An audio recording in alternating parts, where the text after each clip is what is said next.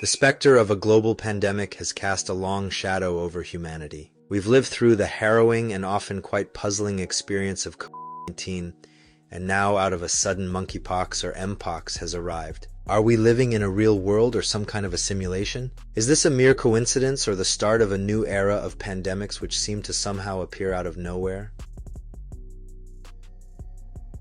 Before we tackle the big question, let's state that monkeypox is a viral infection originating in Africa. It has recently gained global attention due to its accelerating spread. Symptoms typically begin with flu-like ailments such as fever, chills, and fatigue. However, it's the subsequent rash that truly distinguishes this disease.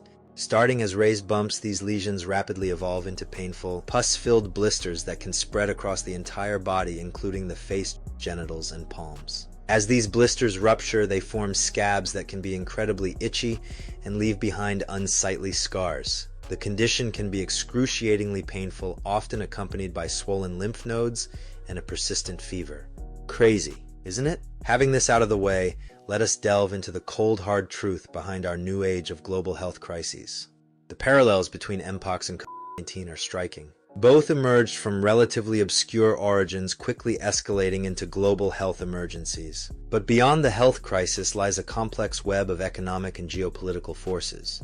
The COVID-19 pandemic inflicted a devastating blow to the global economy. Industries crumbled, unemployment soared, and supply chains were disrupted. Governments were forced to implement unprecedented measures from lockdowns to stimulus packages. While these actions were aimed at containing the virus, they also created a fertile ground for certain sectors to thrive. As consumers retreated indoors, e-commerce giants witnessed unprecedented growth. Companies that could pivot to remote work or digital services fared better than those reliant on physical interactions. However, the broader economic landscape was a tale of two cities. Small businesses, particularly those in hospitality, retail, and travel, were decimated. The pandemic also accelerated trends that were already underway. The shift towards remote work, for instance, has had profound implications for office spaces, urban planning, and transportation. While it offered flexibility for many, it also exacerbated inequalities, as those without access to technology or suitable home environments were disproportionately affected.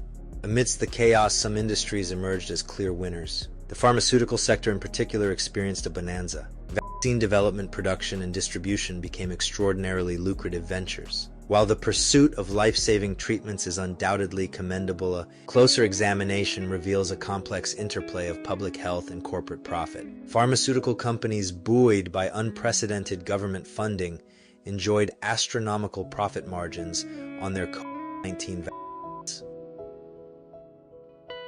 Advanced purchase agreements, a mechanism designed to accelerate vaccine development, often guaranteed substantial profits regardless of the vaccine's efficacy or the actual number of doses procured. Moreover, the intellectual property rights surrounding these vaccines have been a subject of intense debate, with critics arguing that they hinder equitable access to life-saving medications, particularly in developing countries.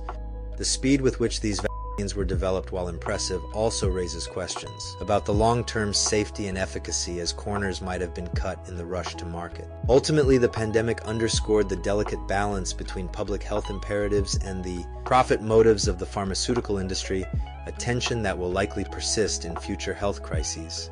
The question arises, are we adequately prepared for the next pandemic? The speed with which vaccines were developed for COVID-19 offers hope for people who believe in their efficacy, but it also raises concerns about long-term safety. Furthermore, the global distribution of these vaccines highlighted existing inequalities, with wealthy nations securing early access while poorer countries struggled. As our world becomes increasingly interconnected, the risk of future pandemics grows. Arguably, climate change, deforestation, and wildlife trade are creating conditions for new pathogens to emerge. We might need to consider investing in robust public health infrastructure, surveillance systems, and rapid response capabilities. We are all aware that the business of pandemics is a complex one, intertwining public health, economics, and politics. Understanding the forces at play is crucial for building a more resilient and knowledgeable world. Thank you for watching. Please subscribe for more in-depth analysis.